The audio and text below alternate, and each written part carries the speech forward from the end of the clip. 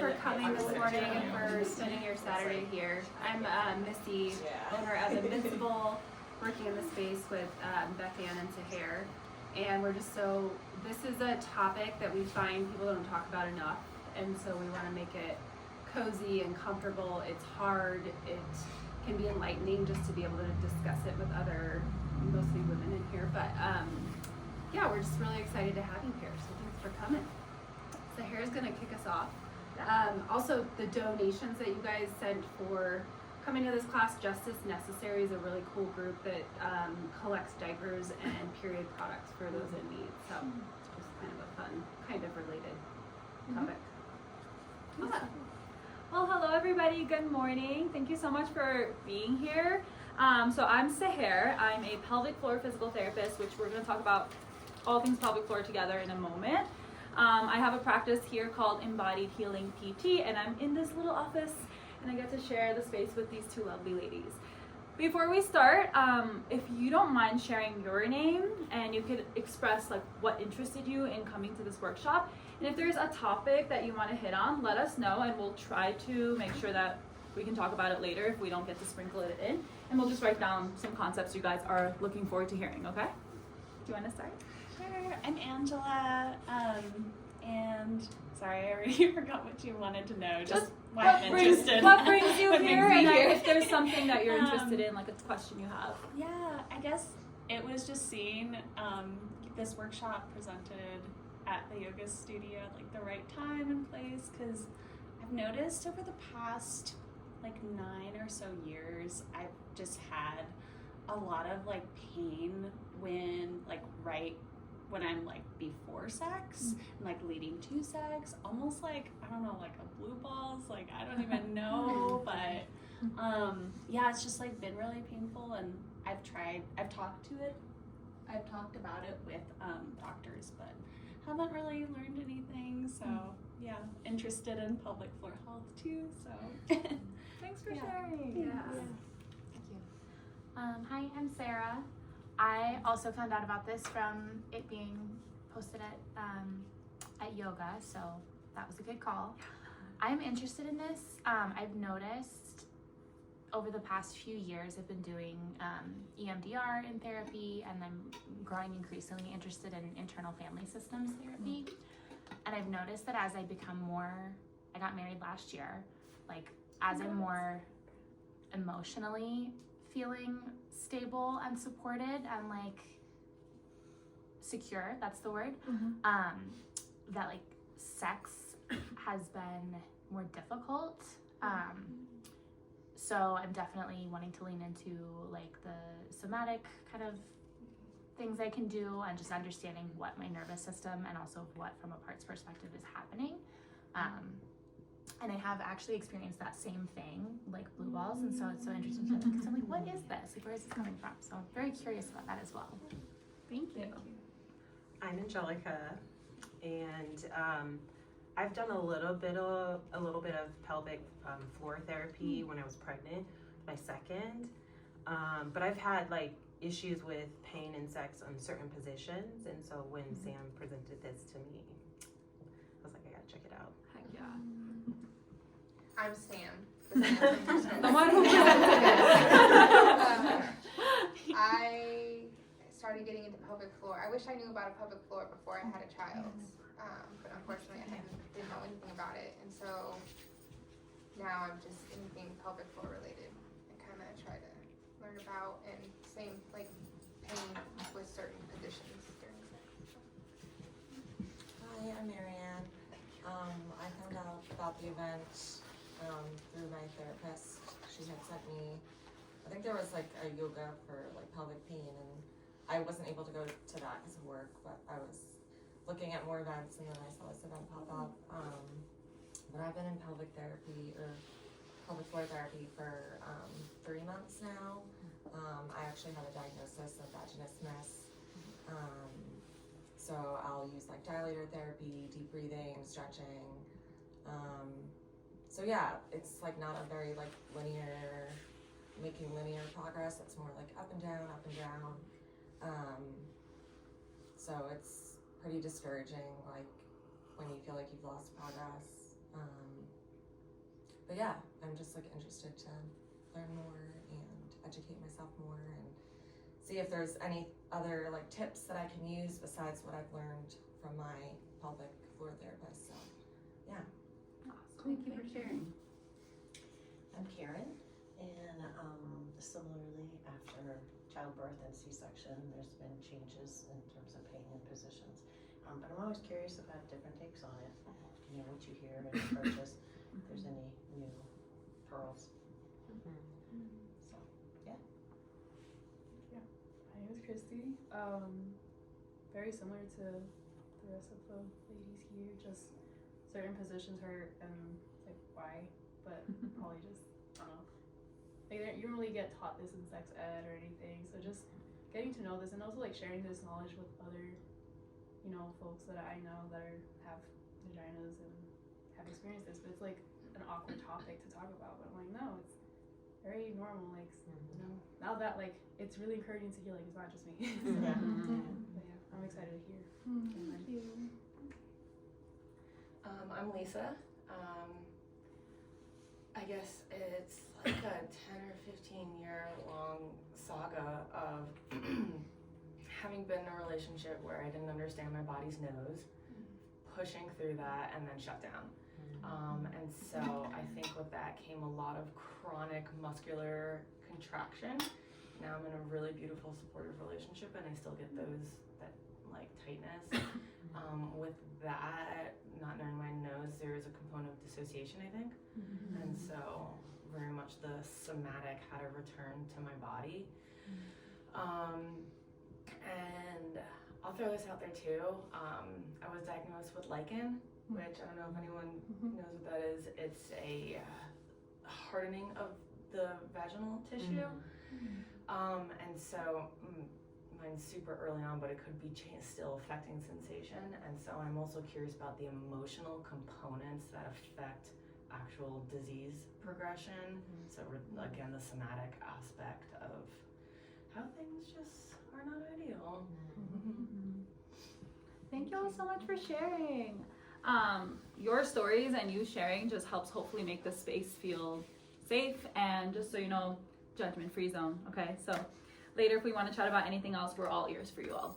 And I do want to just chime into a little bit because we're gonna definitely talk about like the vagina, vaginal, uterus piece, but this happens with men too, those with the penis, and so prostate and all of that stuff. So if you think of anyone you know that struggles with that or just have questions around that, please throw that in there. And I just got ink all over the floor. Oh no, okay. But we'll have this here if you have anything to add. Awesome. Okay, so let's talk about the pelvic floor component of things. So let's talk about the word dyspareunia. That is just a medical term for the umbrella term of painful sex. Okay, so the way that we experience painful sex can be different based on the individual, and sometimes it can be to the degree of vaginismus, which somebody mentioned that, which is when the muscles might be like reflexively contracting and maybe making penetration feel impossible. So there can be moments where intercourse feels like it's off the table completely because it doesn't feel safe in your body. Sometimes you're able to do it, but maybe you're just tolerating it. And sometimes there might be limitations with it in terms of positions, which I think a lot of you mentioned that. There's also a component of having more like a burning sensation or having a difficult time getting started, so more pain at the entry. And then there can also be pain. I'm gonna take these organs out for now.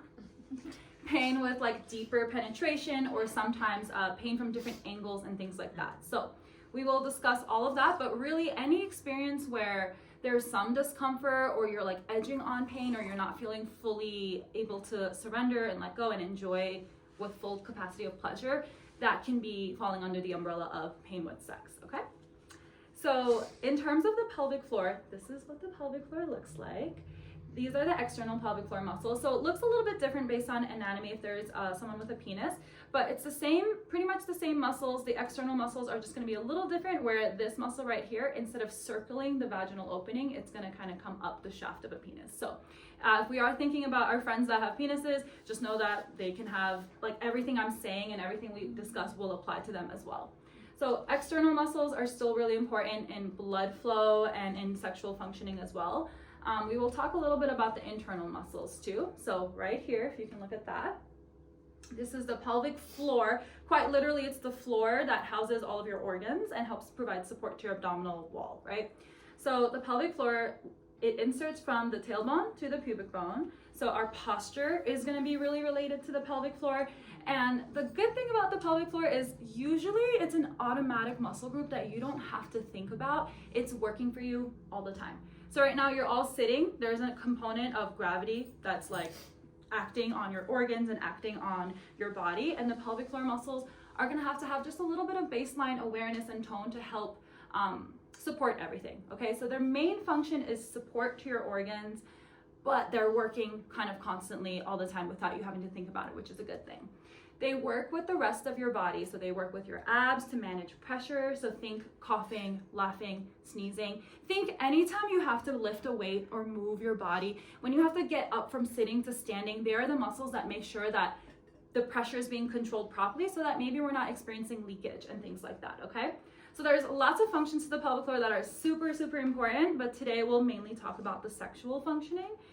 As far as sexual functioning goes, these muscles need to be able to lengthen and relax to allow for full engorgement and full blood flow of tissue with arousal. They also need to be able to lengthen and relax so that they can contract to provide pleasure and to provide orgasms, okay? So like an orgasm from a pelvic floor standpoint is a rhythmic contraction. And if you can think about having a muscle that doesn't fully let go into full range of motion, when it does, let's say a tight muscle, right? Let's say you're contracting a tight muscle, a tight pelvic floor, it's not gonna produce as much force. It's gonna be a little bit limited, so it might present as weak, but really it's just tight and lacking that ability to fully move through range of motion. And that unfortunately is gonna limit pleasure, right? So in a world where tight vaginas are celebrated, being super tight is not all that's cracked out to be. Yeah, so most people, at least maybe I'm biased, but a lot of people I see in my office, even postpartum, there's a lot of guarding happening in the muscles. And when I say the word guarding, this is just what muscles do when they're trying to protect you. Muscles are not very smart. Like, I feel like that's all they want to do is like they want to get tight and they want to protect. And if there's an infection in the area, like let's say you just dealt with a UTI and it got cleared, that infection, your body can perceive that as an injury. And what do muscles do when there's an injury close to the area? It just guards, it just tightens and it protects. So, and then the nervous system comes along with that, which we'll dive into later. So there's a component of the pelvic floor muscles like to guard up and they like to protect you. And there's ways that you can start to let them go, okay? The other thing about the pelvic floor is they are very active, like I said, in your posture, so they're automatically working for you all day long, but they're also very active in your stress response. So whenever you are threatened, whenever you're anxious, let's say somebody pops out of the corner and scares you, your body's general physiological response is to tighten, to clench your teeth, and to clench your pelvic floor. And that clenching response is just like the primal response that we have to stress. So think about the society we live in, right? The rush that we're in constantly and maybe the stress that you're in on a day-to-day, that's gonna accumulate in your pelvic floor. And most of us, this is not common knowledge. Yeah, you did not learn this in sex ed. I did not learn this until after my doctorate degree, like literally after that. So it's not common knowledge. So we do have to think about how all of this tension can accumulate over time and how we might have a tight pelvic floor and how we can start to release that, okay? And there are many ways to do this. Out of the scope of this workshop, but I do want to briefly touch on, just so that you can visualize this, manual direct techniques we can do to release these muscles.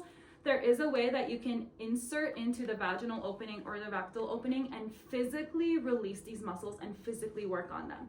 So just like how other muscles in your body can get tight or they can develop trigger points, so those are areas in the muscle that are like hyper irritable, and there's like a knot in there that's maybe eating up all the blood flow and eating up all the oxygen in the tissue and creating an imbalance, that can happen in the pelvic floor. So there is a component of getting in there and actually physically releasing the muscles.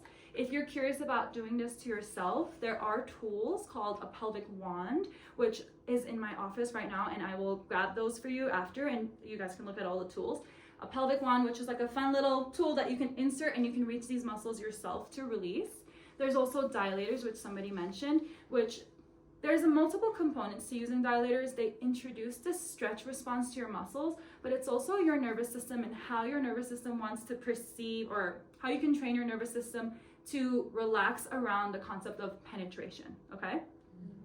And I did want to add this, when we talk about sex, it's not always penetrative intercourse. People can have pain with arousal as well, okay? So that's a thing, or pain with orgasms. So there are direct manual techniques we can do. Any type of hip stretching, so a lot of you came to me from yoga, keep doing yoga. Yoga is so great for the pelvic floor. I always make everybody do yoga. And if you can kind of visualize, like the pelvic floor attaches right here to your tailbone, right? So any position you're in where you're kind of like stretching your tailbone, like in a cat-cow, you are allowing your pelvic floor to stretch. So there are ways through exercise too where we can release our pelvic floor. But what I want to leave you all today with is like the very, very basics of it all. This is like step one that everyone needs, and this is what I teach all of my patients, and that's going to be the concept of just breathing with your pelvic floor.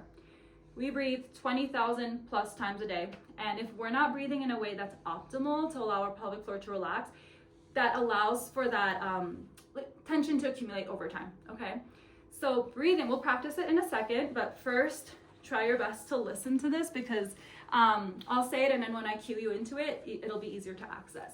So when we inhale, we allow our rib cage to expand. And when our rib cage is able to do its job and fully expand, and the diaphragm gets to do its job and fully expand, that allows us to have enough expansion that our organs get a little massage and get to drop down, and our pelvic floor gets to drop down as well, okay? So it's the inhalation that equals expansion and relaxation, okay? Naturally, when we exhale, the pelvic floor is going to increase in tone just a little bit. For the purpose of today, we're not doing any Kegels, my friends, no contractions. And even when we exhale, we're trying to stay really soft and really relaxed, okay? This sensation is very subtle. So if you're leaving today and you're like, I don't know what you're talking about, I don't feel that, just know that it is supposed to be subtle. And sometimes just bringing your awareness to the area and spending time with it, you might be able to perceive it more and more, okay? So as we inhale, we want to think about that expansive breath. So inhale, my ribcage expands, my chest and belly rise, my pelvic floor drops and blossoms like a flower. And as you exhale, it's kind of just this gentle recoiling of everything back in, okay? So what was it? Inhale, expand. Exhale, do nothing, okay? So let's go ahead and practice that. So I will cue that, and we'll just take a few minutes to ourselves. So wherever you're at, go ahead and get comfortable. So sitting down is perfect. You can do this laying down. You can do this in literally any position. But get comfy. And if you feel comfortable closing your eyes or softening your gaze to the ground, you can go ahead and do that. Just take a moment to notice your sits bones as they contact the surface beneath you. And invite your body to just melt your sits bones down. Think about letting go just a little bit more. And now start to bring your awareness to your pelvic floor. So you can think of the space between your genitals and anus.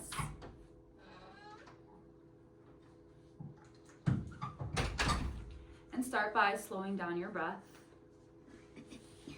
with just holding your awareness here.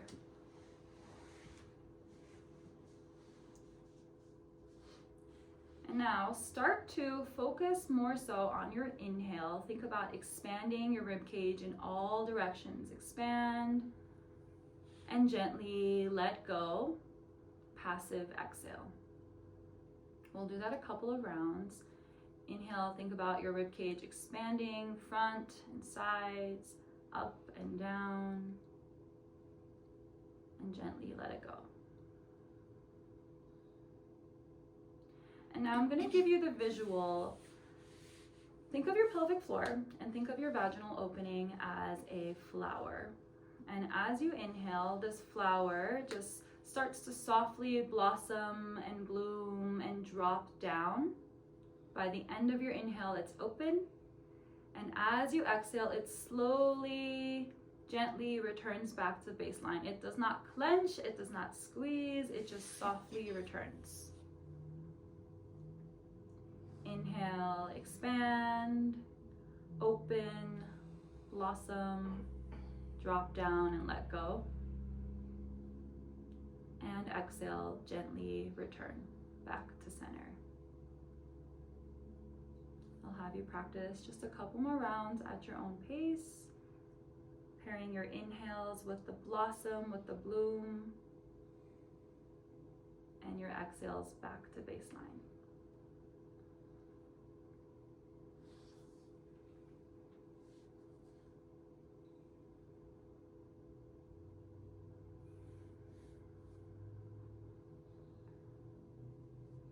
Okay, and when you're ready, you can start to come back to the space, to the circle. Real quick, did you feel that? Did you perceive that? How was your experience with that? Yeah? And it's okay if it was like, I didn't feel much. That sometimes is very common.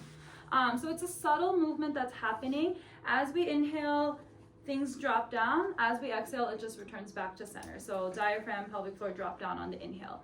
Now, that's something that I will send you an email with a worksheet with some instructions so you can practice that at home. And I recommend practicing it daily and developing a relationship with your pelvic floor. And you can take this concept of inhaling to relax, this concept of pelvic floor drops to literally your sex life, okay? So when you are, next time that you are maybe starting intercourse or any type of sexual activity, let's say it is painful at the entry or it does feel burning, take a moment to slow down with your partner and do some pelvic drops. Bring your awareness to your pelvic floor. And same thing with during intercourse, like if it's feeling painful, you can slow down, stop, take some pelvic drop breaths, okay? And another shameless plug, you can do this when you are pooping and peeing, and it should help with those too, okay? Because when we let go of our pelvic floor and it relaxes, we poop and we pee better and we have better sex. Cool. And the last thing I didn't say, I wish I had said it, but our jaw and our pelvic floor are really, really connected. So when you do this exercise, think about relaxing your jaw. So think of unclenching your teeth. That gives your body and your nervous system the signal that I'm safe here. So since this isn't clenching, this doesn't need to clench either, okay? So that will also be on your worksheet. Cool. That's my component of things, and we'll take questions at the end too. So thank you all for taking that in. I appreciate you.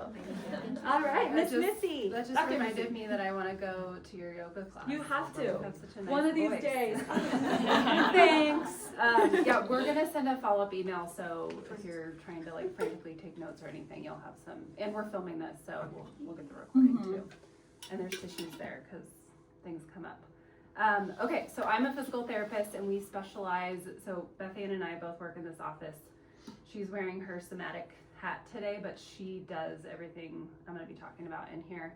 So we specialize in a gentle manual therapy called visceral manipulation, neural manipulation, and vascular manipulation. So that's kind of our specialty with this. So we see a lot of challenges with intercourse, a lot of pain in the pelvic area. But the main thing that we're going to be talking about today, I'm going to be awkward and unbutton my shirt because I have my broad suit on for all of you.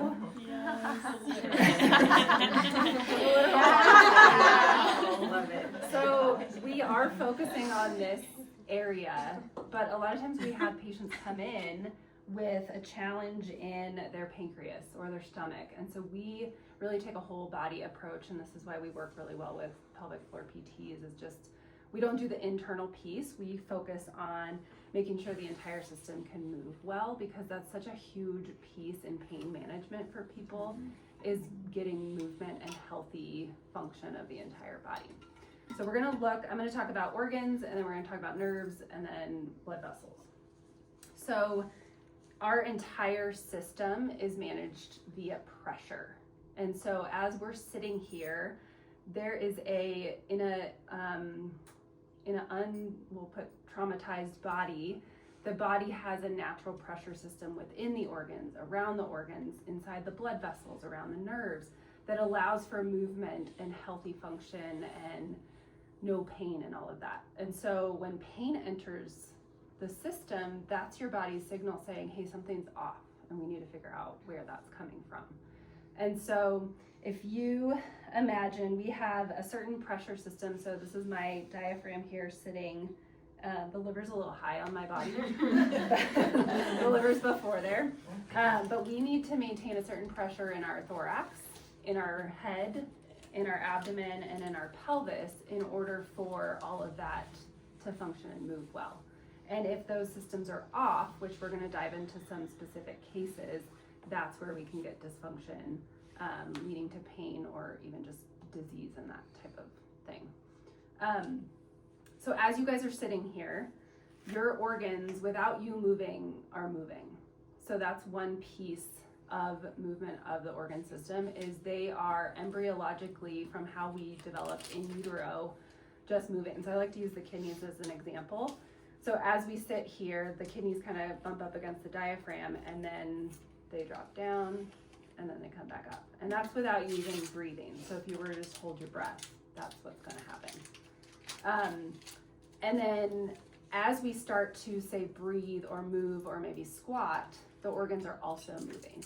So what I want you guys to do is let's tune back into the breath that Dr. Seher just went through. And I want you to tune into, so we're going to expand front, side, and back. And I just want you to close your eyes and take a couple breaths and see, do I feel restriction one side versus the other? It might be right side, left side, back side, front side. And just really take note of any challenges with that.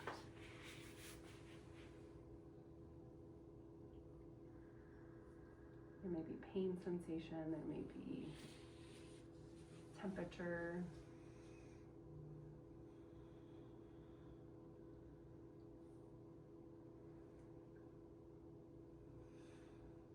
Anybody have any sensation they want to share? I don't know if this is weird, but I feel like my right side fills up or expands a lot easier than my left side. Yes. Yep. Okay. Yep. So we've got liver a little bit more on the right side and onto the left side, stomach's more on the left, so that you could have some tension around your stomach, your left kidney, pancreas area. So yeah. Okay. Yeah. Anybody else? Go ahead. Sometimes just like in my pelvic floor, like if I don't actively like kind of like push out my pelvic floor at the same time as my breath, sometimes I feel like my ribs expand, but my pelvic floor doesn't, like around like my sit bones, I guess. So I like have to think about it a lot, I guess. Like it doesn't travel down with all that. Yeah. So our hope is to make that a little smoother. Yeah. Okay. And that could be one of the big areas of tension that we find is small intestine tubes in the middle. And so if those are tense from chronic bloating, digestive issues, trauma to the body, that can restrict. So as we inhale, the diaphragm drops down. And if it can't drop down because of tension in this organ system, that can cause that type of sensation where you almost feel like you have to push to widen your sit bones. Yeah. It's a common one. There's a density on the right side. It's heavy. So more possibly liver. Yeah. And then the other piece of that too is thinking of all the organs above the diaphragm too. So if there's a pressure imbalance between the lungs, maybe you have history of asthma, COVID, bronchitis, that may not allow the lung to fully fill up and drop that side of the diaphragm down too. So does that kind of understand from a movement standpoint? Okay. Do you see like a difference from one side based on handedness? Ooh. Yeah. I've even heard a chiro say based on what hemisphere you're in, you have a rotation. There can, yes. Yep. A different one. Yep. Handedness, sports. So I played soccer, always kicking with my right leg and developing. You have a sport like that too? Well, basketball. Oh yeah. So yeah, I think there's a big piece to that. And it's, I know, I'm sure you talked about this in yoga, but like we're never going to be equal side to side. That's never the goal. But if we're having a restriction in our breath that we can feel affecting our system, that's what we want. We want a little bit more fluidity. and maybe pick up the sport or switch hands. Good for your brain, right? Very frustrating. Yes. Have you ever tried whisking eggs with Gosh, your yeah. left hand? It's the worst experience. Try it. I mean, brushing the teeth is True. hard. I have an electric toothbrush, so That's it's helpful. easy. Okay, so and then the same thing goes if you guys lift your right arm up overhead. Our lung needs to be able to lengthen. Our liver needs to be able to roll back. All the nerves and blood vessels in that space need to move too. So it's just, I think when people, you can relax your hand down. I think typically when we think of organs, we think of disease and surgery. And so we're trying to reduce the fear around organs and just say, hey, these need to move too. And if they're not moving, it might be a piece of the issue. So how do they lose movement? So there's a lot of different ways that they will lose movement. One of them is inflammation. So if you have any type of gut infection, chronic disease, kind of like lichen, anything that's even just nutritional inflammation, stress inflammation can start to harden these tissues and cause them to lose movement. So inflammation's a big one. Surgery is kind of, makes a little bit more sense because there's cutting. So did you mention C-section or just No, but I did have Yeah. surgery. Thank you. Okay, yeah. Here's it. So C-section's a big one, especially because there's a lot more layers that are cut through than what we can see. Surgery is a big one. Emotional trauma, which Beth Anne's going to focus a little bit more on that today, but our organs can store emotional trauma when our brain it's just too much for our brain, and that can cause restrictions in the movement. And then physical trauma. So this could be contact sports, a fall off your bike, a fall on your tailbone. All of these different things can cause the organs to lose movement. So those are big things. And hits to the head. So when we look at working the entire system, we have to pay attention to that as well. So that's kind of the general gist of the organ piece. And then we have all these beautiful nerves and blood vessels. So we've got artery and vein. Artery is red, vein is blue. So the artery is bringing blood flow to the area, the vein is taking blood away back to the heart, and then the yellow is the nerve. And so these are all in the body. But what we're going to focus on a little bit more is this is the pudendal nerve. Have you guys heard of that nerve before? Yes. Okay. So with every nerve is an artery and a vein. So we've got the pudendal artery and vein as well.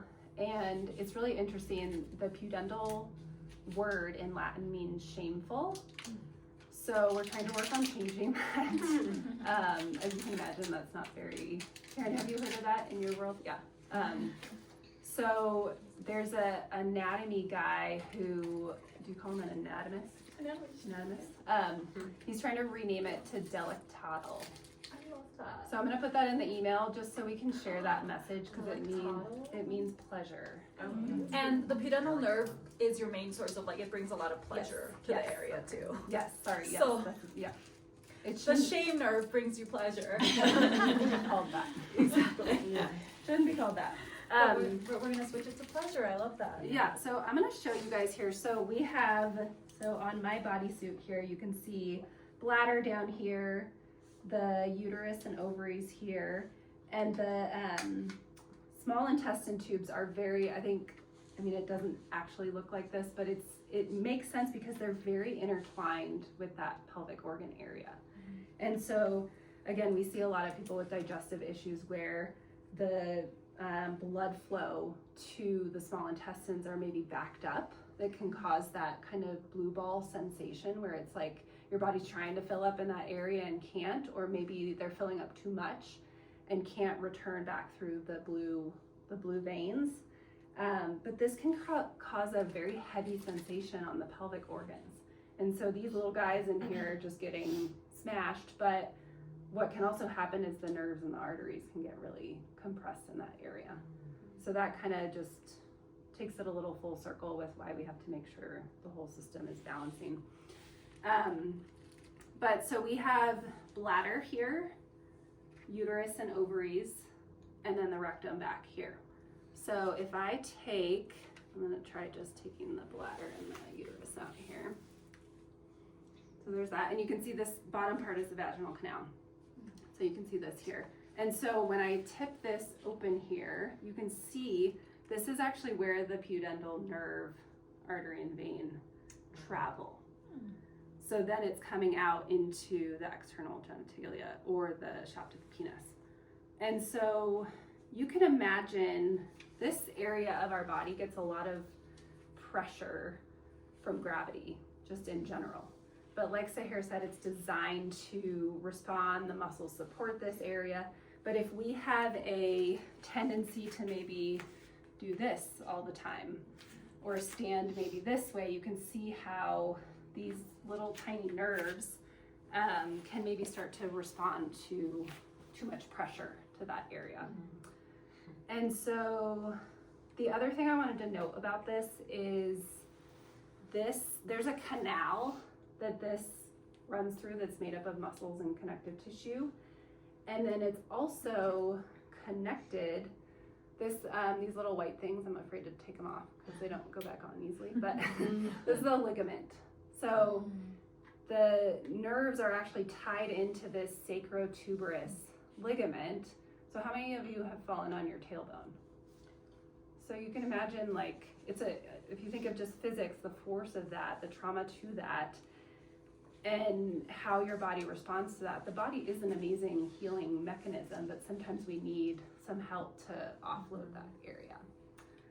So what we do in our practice through this gentle manual therapy is we can go in, we can take this ligament and we can help lengthen it. We can offload the nerves. We can, I'm gonna leave that. We can come in through the groin, so we don't do the internal piece, but we can come in through the groin and capture the pudendal nerve and this canal and help open it up softly and help to take pressure off the nerve to help improve blood flow to that area. Does that kind of make sense a little bit? And then if we put these guys back in here, we can also capture the bladder and the uterus together and make sure, are they moving well? Sometimes they're being pulled back. You heard of a retroverted uterus before? So that might be pulled back by a blood vessel. It's the uterine artery. So it's 15 centimeters long. During pregnancy, it's 45 centimeters long. So it needs to move a lot, and then it needs to adapt back. So if someone's going through pregnancy and that's not lengthening because you've fallen on your tailbone, this is where we can kind of come in and help.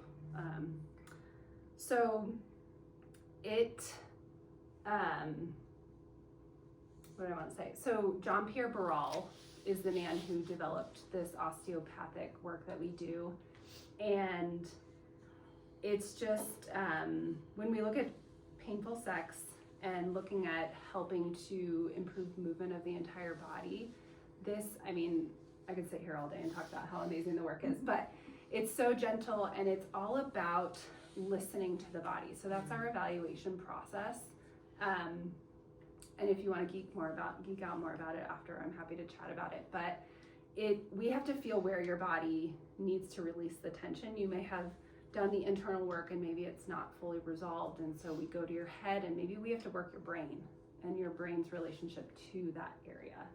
So it's just a really beautiful approach to healing, and I think just something that people don't always think of when they think of the human body. So that is my spiel. So what I would like to show you guys as far as homework, I'm gonna take my top, I have something on appropriate, I promise. I just wanna show you my belly. So if you're not comfortable exposing your belly to try this with me, it's okay.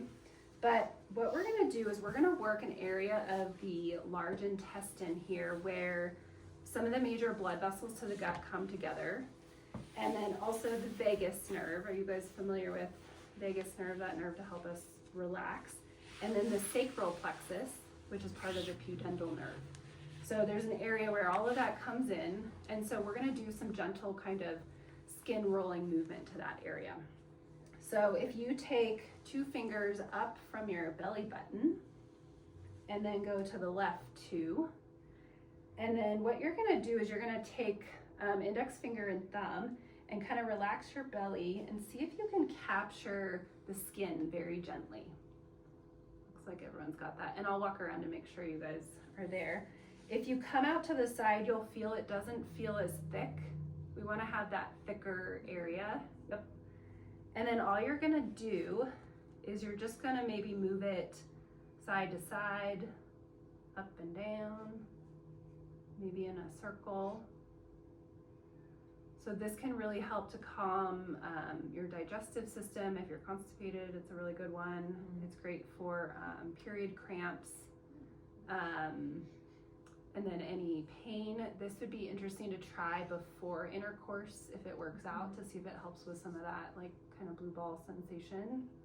I love that that's the phrase where you say it. Thank you, Angela. Vascular insufficiency. I just want to see. Go and relax your, if you have really strong abs, you might have to really slouch forward. Oh, I know. It's So, oh yeah, that's me. Oh, I was just totally slouching. Yep, you got it. Do you want me to show you the pressure? Yeah. Okay. Because we want to be very gentle. If you can kind of bruise, but that's all you're really Oh, doing. it's very light So pressure. gentle. Do you want me to? Yeah. I don't want to touch you if you don't touch you. No. So that would be the pressure. Okay, I was going really Yeah, I know. I was like, going Oh yeah, I just have a lot of baby voice. Yeah. So this would be. Oh, That would be the pressure. I was way off. Okay. Yeah. Thank you. Is this Kiara? Can you show me? Yep. Is this the right spot? That is the right spot. Okay. So Missy, are we like I was way down. mobilizing Yeah. the Yeah. Oh wait. Yeah. So Sorry. we're You're we're more like mobilizing the fascial pushing layers. it. Fascial I layers, was that's like what I thought. pinching. Yeah, that's Oh, I actually should a feel great. So I'm coming in just to make sure that I'm gathering a little bit deeper than just like skin. Yeah, and Yeah. subcutaneous tissue. Yeah. Okay. Yep. Mm-hmm. You want to feel? Yeah. Okay. It's so interesting. Go ahead and relax your core. There you go. Nice. And what do you see here? What's the idea with like what it's doing? So we're improving blood flow to the area, and we're stimulating the nervous system there to help it relax. And just this side? Just the left side. Great question. Just the So left that's side. where vagus nerve, sacral plexus, And the mesenteric arteries, so all the blood flow in there. for the GIs. This is where they all converge. Okay. Yeah. And then if you Seems relax important. your belly, Cool spot. it would just be this pressure, and then you would kind of move it around like that. I know you know. Okay. We'll do questions at the end, but you would do that for probably about 2 minutes max, because you can get bruisey, but it's just a really nice way to start to address this. Cool. Thank you. Thank you. Awesome. Well, I'm gonna pass around a little handout. You'll see that I've left the credit on it. It is not one I created, but it's one I really liked. Someday I'll create my own, but I have to figure out how to change it because I like it. The Star Institute's a cool place though, here in Denver. Anyway, as Missy said, I do the work here that she does. I also use a somatically informed lens. I would also argue that Missy does as well. Like, it's hard not to, and I think one of the things I want to offer at this point in the workshop is that even though we're kind of like talking from 3 separate containers, all of these things are happening in your pelvis and in your body simultaneously, in addition to other things, other inputs, cultural things, gender identity things, family attachment system things. Like, this is endless. So we can only tap into what we know and have the skill to speak to, but we can also really give a little insight into these buckets. So the somatic bucket is the one that I'm speaking from at the moment, even though I do the work. My training somatically, and it's probably helpful. Have you all heard the word somatic at one point? It's all over TikTok and everything else, I know. it's good. I'm glad. It's having a heyday. Like, getting us into our bodies is a really good thing. It's just that it presents in a lot of ways that can be a little bit confusing, because there are many ways to express it, and folks can be trained in a variety of systems that are kind of like subsets of somatic work. So for me, I like to say that somatics is about building capacity to hold and be present with the sensations in our body here and now. So having, holding, creating, building capacity to be with what's happening in my body, not just my brain. I'm good at brain, my body. I like to say living life below the neck. So that's what I'm talking about when I talk about it. My background in this, if you've heard of Somatic Experiencing, the work of Peter Levine, he wrote a book called Waking the Tiger. That is where I did my training for 3 years to become a Somatic Experiencing Practitioner. And outside from working here, I also have a small remote practice in somatic experiencing and nervous system wellness. So we'll try to tie that in a little bit. What I'll say though is that there are a variety of life experiences that we've all had. Some helpful, some unhelpful, some neutral, but most are somewhere else on the spectrum than neutral. And sometimes our brain, in all of its intelligence, will protect us from being fully in our bodies. And that's a really intelligent response for our survival. The challenge is at some point in life, and I think because you're here, you want this, you want to do a little bit more than be surviving life. You want to be thriving. So that's where nervous system wellness, somatics, these kinds of things can come in, because we need to work with what's there and build capacity for what's there so that we can move through it. So again, this is a tiny, tiny scratch on the surface of this topic. It is not exhaustive, but I want to give you a flavor of things. So what I'll say with that is somatic approaches to sex are huge. It's a big topic, and where I'd like to start with it is, let's step back from the context of intimacy and just sit with everyday life. So the question I'm going to ask is, A, are we able to sense things in our body other than the pain that we've had?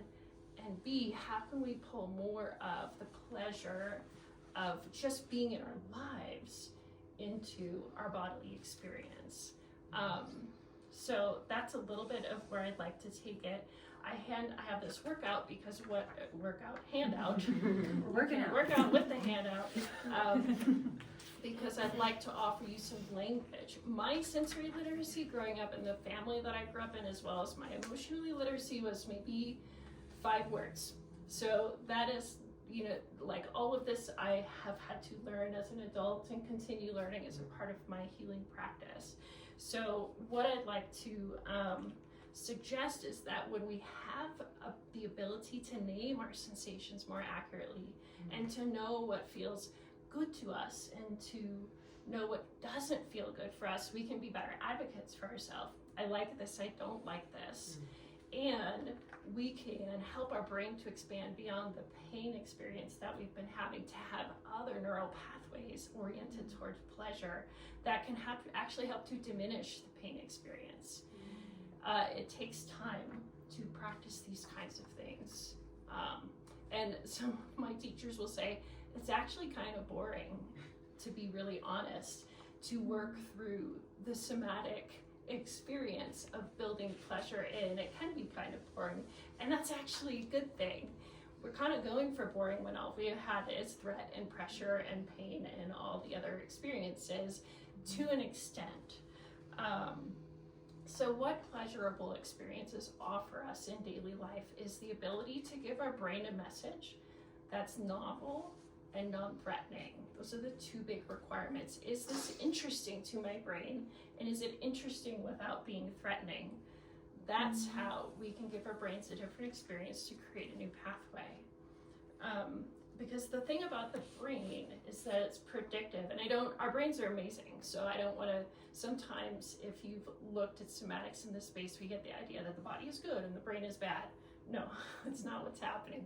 But our brain is protective because it is trying to keep us safe. So if something that we're moving into, i.e., let's go back to the context of intimacy, looks like something that hurt in the past, the pelvic floor might just tighten right up and say, oop, this is like that, and that hurt a lot. So we're just gonna like constrict and tighten and not let this be okay because it wasn't okay in the past. So thus the novel, non-threatening building of muscles to have a different experience over time. Let's see. So what I'd like to suggest or see if we can play with as a little exercise is, actually I want to take a step back for just a moment and take a breath, because I like to work at the pace of human, and sometimes when I get excited I start getting a little crazy and I go at some other pace of technology thing. So I'm going to settle for a moment, and what that means for me is I feel my seat on the floor. I feel my feet touching the surface. I might do a little rub. You probably saw me over here a little earlier. I'm kind of subtle when I do it, but I'll do a little rocking and just feel my system settle a little bit back into what feels okay. Yeah. And what I'm curious about as you settle yourself with me, thank you for following along, is to see if any of these sensory words, we won't even get into feeling, but sensory words, describe the experience you're having in the workshop right now after hearing from Dr. Seher, after hearing from Dr. Missy. Does anything kind of describe what you're noticing in your own body upon receiving these bits of information?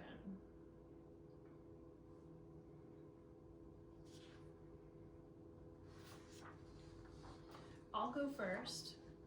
So one thing you don't know about me is I'm one of the people in this room because I have had and continue to have experiences that I'm working through with painful periods, painful intercourse, such, and I have a special interest in religious purity culture, which is a whole other thing. I feel both a little bit constricted around the information we're receiving. I know it, I've had a background in pelvic health, and it lands with a bit of constriction in my system. At the same time, I'm trying to hold the tension of the opposites, which is kind of a thing we do somatically, and I feel really open. The word hopeful comes up, which is not necessarily a sensory word, but the sense of openness, and I can feel it around my belly. There's just this like, oh, they're telling me some really interesting things that it's really good for me to be reminded about, to give hope to my nervous system that this is possible for me to have a different experience. So that's what I'm noticing is constriction and open. And if you have anything you want to share, that's great. You don't have to explain it if you don't want to. You can just name it. I would say shame, depressed, pretty much all of these words resonate with me a lot. Yeah, just around like previous trauma, also religious trauma as well. I grew up very like shamed of my body.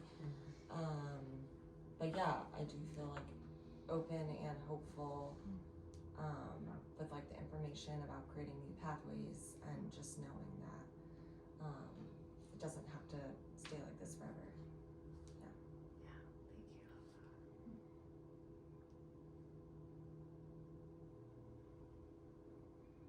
I feel pretty expanded personally. I feel like I was just having a lot of awareness about how, like it's interesting just like how just the subtle like connection of just like thinking about pelvic floor as like I'm expanding and like, you know, just feeling that awareness to a better level, just making that mind-body connection. Feeling very safe in the space, so appreciate everyone.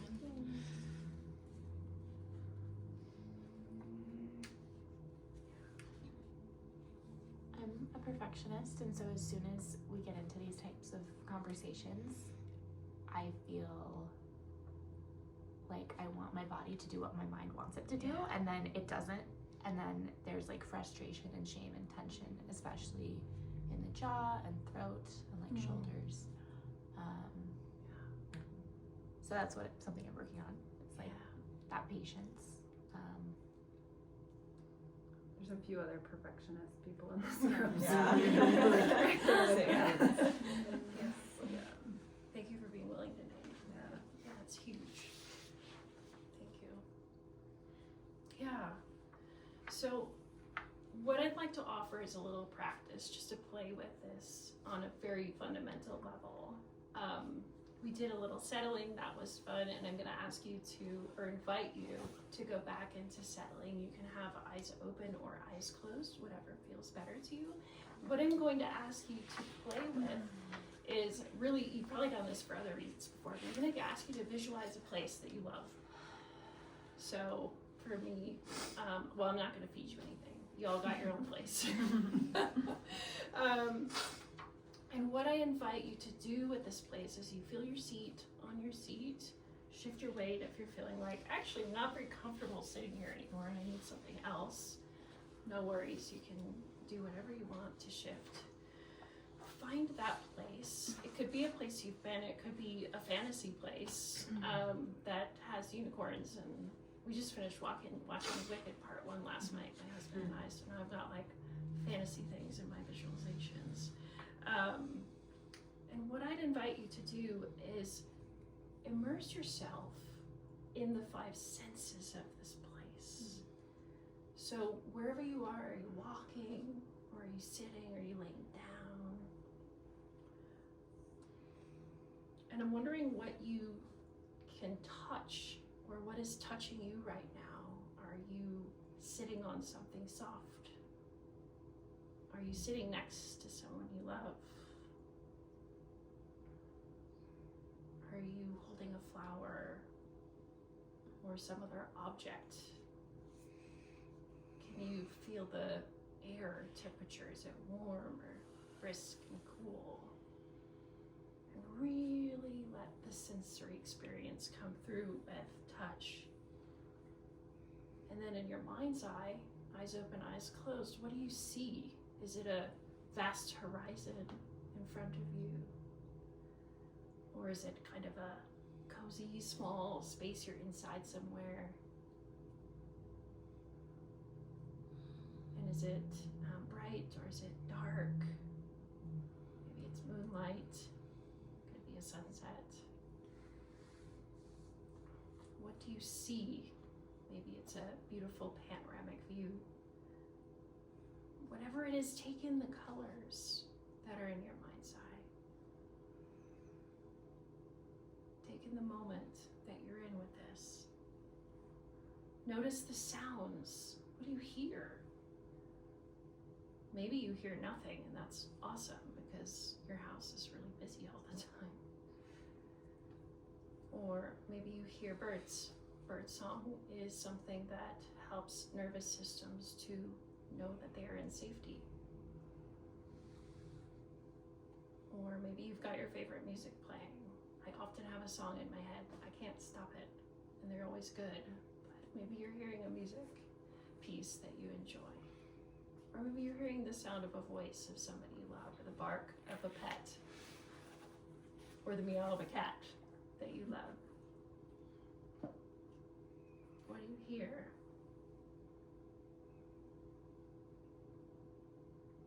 And I'm going to invite you to notice smells. What do you smell in the scene that you're in? Is it, if you're by the ocean, is it salty, fresh? Or if you're in the woods, maybe the greenness. I don't know where you are, but you know where you are. And maybe there are some smells that are earthy, or maybe there's a meal that's being cooked, or fresh coffee. Could be anything. Just to give you some ideas. What do you smell?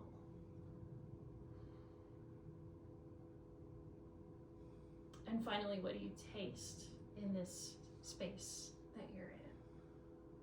Taste is kind of a tricky one. So often there's maybe not, it's not the main route of sensation that folks are with, unless you've pictured yourself at a meal of some kind. But there are also tastes that come into our mouth with being in certain naturescapes. Yeah.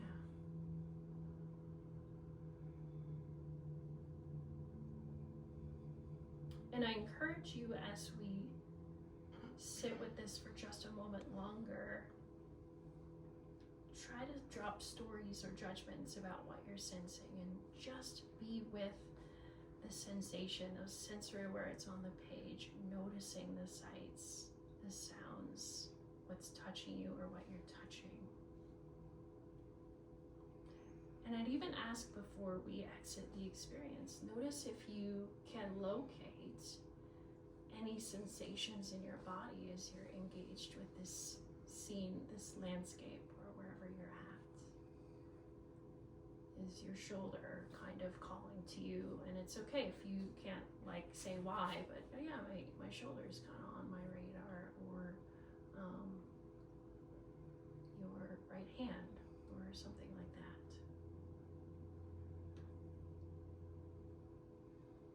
And I'm going to invite you now to notice your seat on the surface you're sitting on again. And if your eyes were closed, you can take your time to slowly open them. Notice your feet on the floor if they're touching. Notice your breath. Don't change it. Just notice your breath. Say hello to your breath. Yeah.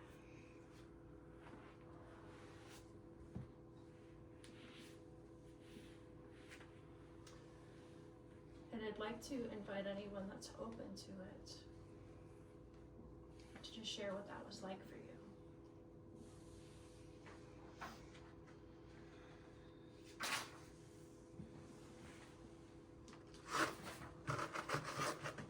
And it's okay if not. There's no pressure. I could feel my heart space and throat opening, which is like a very common tension area for me, and then I could feel my like tension pain area very highlighted around my rib cage. Yeah. Mm-hmm. Okay. Wasn't as loud as the open heart, but You they were were holding both both there. those. Mm-hmm. Interesting. Mm-hmm. Yeah, we call that 2-point awareness actually in somatics. Maybe you're kind of doing it on your own. Cool. Yeah, good job. Yeah.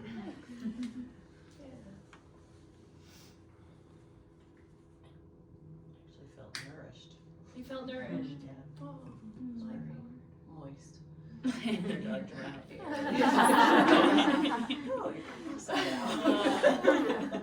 were somewhere else. Yeah.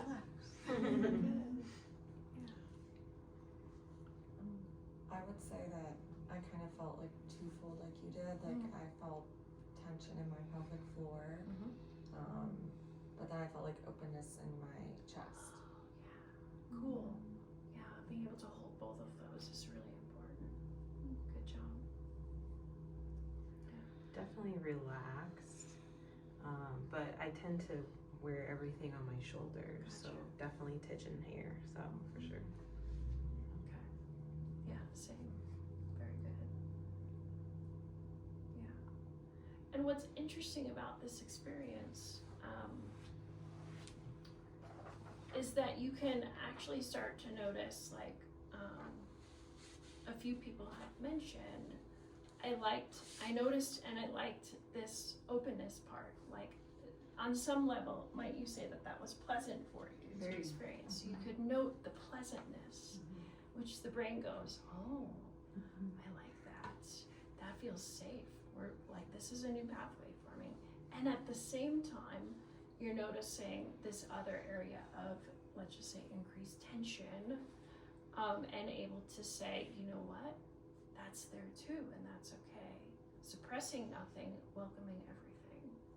And that is a really fundamental, I love how y'all kind of got to that organically, because that's kind of a fundamental thing that folks will work with when they're playing with the somatic piece of things. Of course, there's so many other things. My encouragement to you is to think about, as a result of having one little experience, how it doesn't have to be visualization, but how else can you bring some of that sense of, yes, I liked that part of the experience into your day. For example, it might be that stopping for a moment to feel the warmth of the sun, especially right now in the season, like just letting yourself have that. And I like to call it the 12-second savor. We have some interesting research around savoring a pleasant sensation for 12 seconds repeatedly over time helps to strengthen that pathway with brain. So that is an exercise I will often give my patients, the 12-second saver, to play with. It might be if you have a pet that you enjoy, really sensing into how you stroke them. I have a dog, and I think she probably gets tired of me petting her, but can they ever? I don't think so. But for me, it's just like one of the biggest things for my nervous system is to just like really notice one piece of her hair, and just amazing how we have that fine dexterity to feel a piece of hair between our fingers. It's incredible. And to allow ourselves the awe of these simple kinds of things. I also love my feet in the grass barefoot.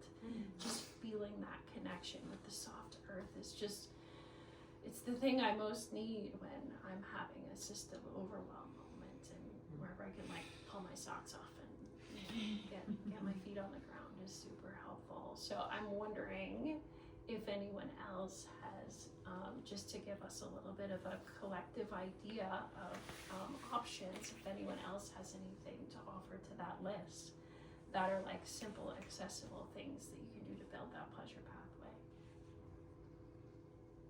I like to stare at the tree bark. Like very detailed. You can like touch it and smell it. Yeah, I love that. In general, like being like closing your eyes when you're eating. And just like chewing like as much as you can possibly chew before it naturally goes down your throat. Like that makes food so much better, and the sensation of like taste, right? So that one I try to do often. Also with my food. I love that. I don't do it, but my mother actually taught a lot of her grandkids to take, like, the old blankets used to have that satin edging, and to rub that. And so one of my nieces still walks around with a piece of satin in her pocket. Cute. That's her. Yeah. That's brilliant. Like running it through your fingers and toes and stuff. That's what it reminds me of. Toes. I like the bed sheets. I had a doll my entire childhood growing up. And it had a little satin on it. Every time it would get worn down because I would rub it so much, my mom would find the identical one for me. And so now I think I need some satin in my life. Next time I'll have to bring satin. I love it. I have a friend who's taught, I don't know where like you do the certain taps, Yeah. you know, or like on your face and like EFT. Yeah. What's it called? Well, one person calls it polytasking, but it might be different than like EFT tapping. Oh, okay. Yeah, it's cool. But even just like simple I do tapping that a lot too. without the language and all the things they use, like just another one I like for my vagus nerve is just to rub my hands together and hold my own face as if I'm holding the face of a child. That was really I know we're all. Oh my God. just with all the gentleness and softness in the world. Does just rubbing the hands stimulate the vagus? Yes, it can. My father did that all the time. Really? Yeah. He was like a type A perfectionist, so when he couldn't, he was like, It's also a way to discharge some excess energy. Yeah. I like that one. It's a good somatic. I mean, you'll start realizing how you have things you're already doing that are actually soothing to your system as well, and tapping into, if not pleasure, at least helping you work with the challenge that you're having in your system in a given moment. So I think that we're gonna leave it at that, but the one thing I'm gonna say as well is that the capacity to sense what's happening on the inside is very whole. Some people have really quick and easy access to it, and other people don't. And there's a lot with like folks who I'm broadly in this category of experience themselves with a bit of neurodivergence or whatever, where it doesn't land the same way. So you're not broken if that is you, or if your pain experience has made it hard for you to sense anything other than pain. This takes time. I'm in a workshop talking for 25 minutes or so This is what I work with people on for months and months and months individually. So I just want to like also affirm that if this was not an easy experience for you, you're not broken. It's just finding the way that works best for you, and there is a best way for everyone. It just can take time. We are in a culture of people that live in their heads, and that is what we have all, unfortunately. I don't know your personal histories, but if you've lived here in this country for any period of time in this generation, I can pretty much bet that it's true that you've been applauded for everything that you can do up here. So it's a lifelong journey, at least for me, to be doing anything below the neck, as you say. Yeah. That's what I've got at this point.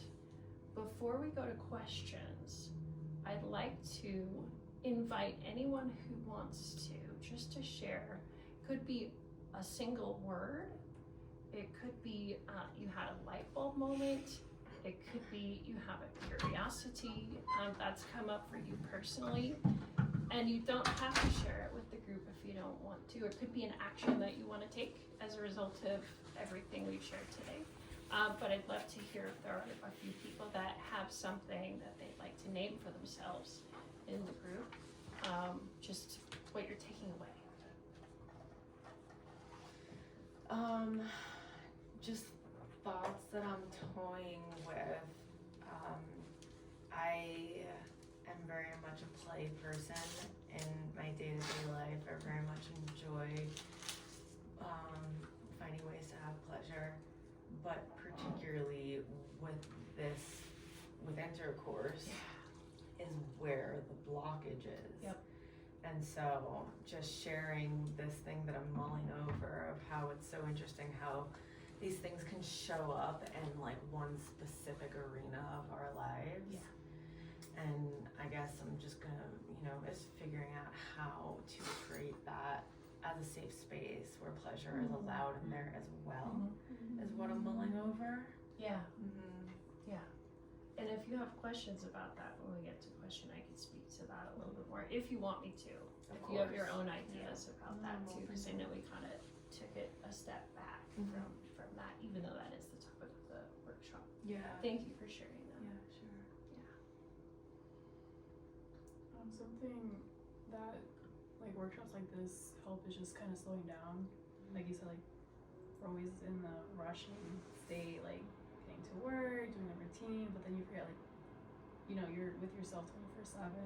Might as well make some time, and it's not like the burden's like very nice to even just like that visualization of reminding yourself that it's not all about what's readily available to you, but what is readily available like inside, which very, very exciting. It's exciting and also peaceful. It's like a weird mixture that I'm gonna carry on to the rest of my days and weeks, and I'm really excited to share with my friends as well.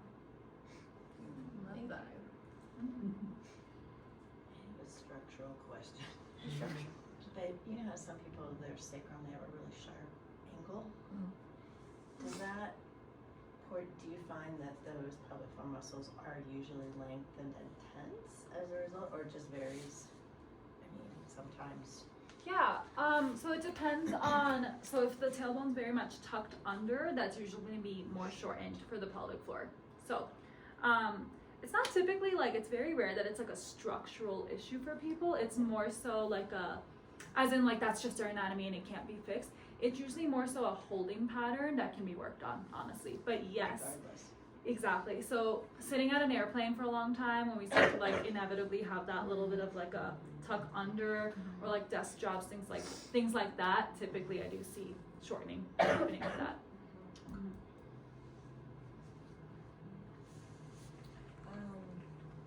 I think something I'll take away is I really like the somatic experience of like remembering to be like happy and appreciate the good things in your life. I feel like a lot of times I focus on the negative so much. Like I could think about it like probably 1,000 times a day. So it's just, working on rewiring my brain so that I can take a break from that. But I also have a question. Do you guys have any experience with like myofascial release release, because I've like heard about that, that could be beneficial. So, I think we all, to some extent, do that work because it's essentially working the connective tissue around the muscles, connected to the organs, the nerves, the blood vessels. I would say, at least in my experience, a lot of the providers that do it are a little bit heavier handed. And so there can be, we have found with like the gentle work that we do, the nervous system responds and lets go quicker, especially when there's a history of pain involved. But I know of a lot of like athletes who love having their like quads dug into and calves and like that kind of stuff. So it's a very beneficial, yeah. So yours is like more of like a gentler version of it. Oh, okay. Still like working through the layers of the tissues and seeing where the restriction is. So yeah, just different trainings. I don't know. Yeah, go ahead. I was going to say from a nervous system perspective of the work that we do here, what we're also offering the brain through our gentle touch is novel, non-threatening input. So whenever I have a patient on the table who's new, I will always say, hey, this isn't supposed to hurt. Because if it hurts, your brain's going to decide that this is threatening. So at least in our line of work, somatically, what it offers people is another entry point in changing the brain's opinion about tissue tension that it's holding in the body. So it generally needs to be not painful and pretty light in order to engage the brain in the decision to release or have a different experience. Does that make sense? Yeah. Yeah, so we're trying to not cause pain. Okay, that makes sense. And I was just gonna add that sometimes I think words like myofascial release, they just seem like there's something, and it seems like this big umbrella, it seems like it's this specific thing, but everyone has their own interpretation of it. A myofascial release can be something as simple as like you sitting on like a tune-up ball, like a little tennis ball or something like that, and just like melting your sits bones. So that is technically myofascial release. So it depends on what context you're asking that in. I feel like people have their own techniques, but generally I concur, like I agree with not so much forcing a muscle to let go, but creating safety and gentle, sustained pressure over time can help release like trigger points that I was talking about, which is like the knotty areas of muscles. Yeah. Have you guys ever foam rolled before on the side of your leg? Yeah. Like it's kind of like that. We're learning that one, that area is maybe not supposed to be mobile the way we're trying to mobilize it, but two, there's a lot of nerve endings that can actually cause you to tense up more Too much on compression. that area. Yeah. So learning how to, there's so much that you can do on your own too.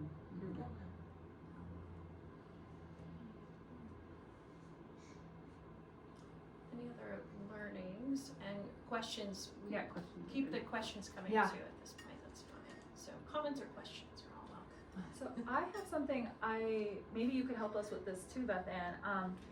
So everything you described about experiencing the sensations, like doing that during intercourse, like getting started like with your partner when you're like before anything even happens, if like intercourse, if penetration is the scary part for you, like tapping into like what is feeling good. I feel like I feel inspired to do that now.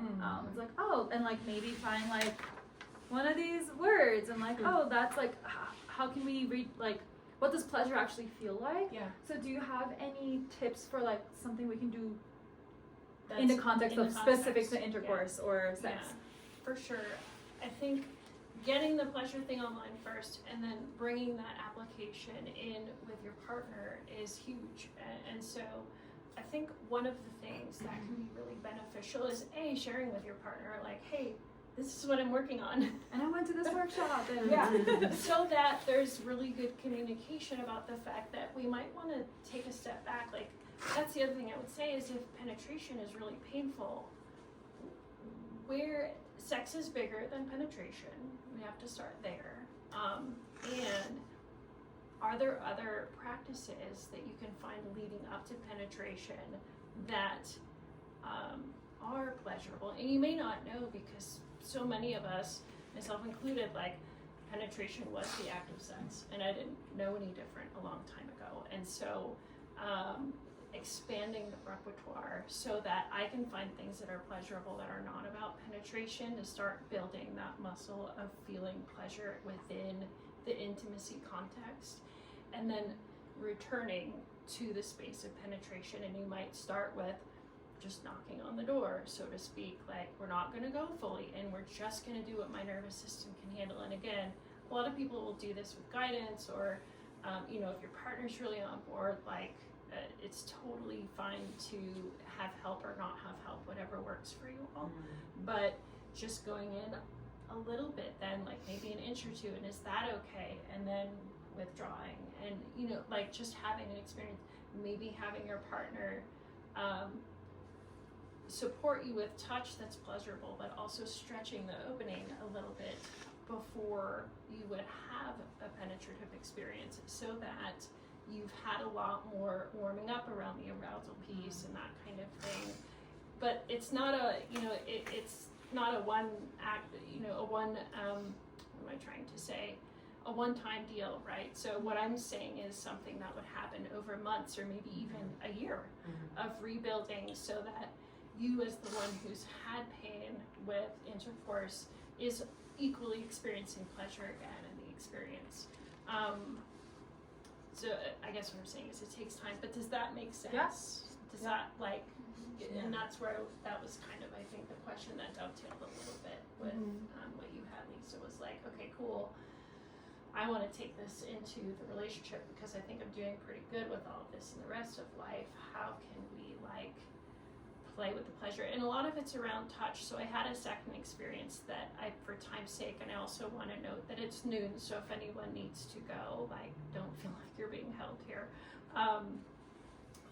for social purposes. But the one thing I would say is playing with touch with your partner on other parts of your body to start with. So it might be, I like to play with it on myself first. I have a touching hand and I have a receiving hand and a receiving limb, and I might, you know, put my hand on my limb and start stroking and be like, do I like that? I don't actually. How about just hold pressure on my arm? Oh yeah, I like that deep pressure. Keep holding. I really like that. Do it with yourself. Now I'm gonna try my thigh. Now I might try my vulva or my pelvis. Or with myself, I might do some insertion with a finger, which, you know, it may not evoke the same way because you know what's coming. And I might just see what I like and see what I don't like. And then I might bring my partner in and say, okay, can I have you touch my thigh? And I want you to touch it in this way. And having freedom to experiment with that, like, oh, I don't like that. And how comfortable are you? Do you have the capacity to say to your partner, I don't like that? And do they have the capacity to hold that? And that's where, so there are sex therapists. And this is like getting more into that realm. Myself as a PT and a somatic coach, if someone was really needing that kind of titrated training, I would be like, sex therapy would be appropriate, I think, to engage for many reasons to help with a supported experience. But there's a lot to it. I think you can start with that. They're just self-touch, partner touch, communicating as you go, noticing what you like, being with it, noticing what you don't like, and kind of going from there is a rough progression. Sorry, that was really long. Pretty good. Question and answer are hard for me. I'm thinking out loud. No, it was good. It was good. We needed that. Any other thoughts or questions? Just like, so several of us mentioned how different positions are painful. Is there anything that we could do? I know, like, you mentioned the pelvic wand, or is there anything else that we can do, like, at home to, like, help with that? Or what do you guys think? Yeah, you can take the pelvic drop breath with you. Also, I don't want to be like, lube is like the answer to everything, but I need to give you guys some lube samples before we go. This is my, so I'm going to answer your question, but lube is going to be a good one too.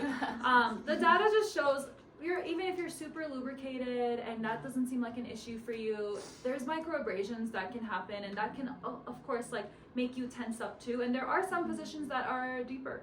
and that are a little bit, you need to warm up for.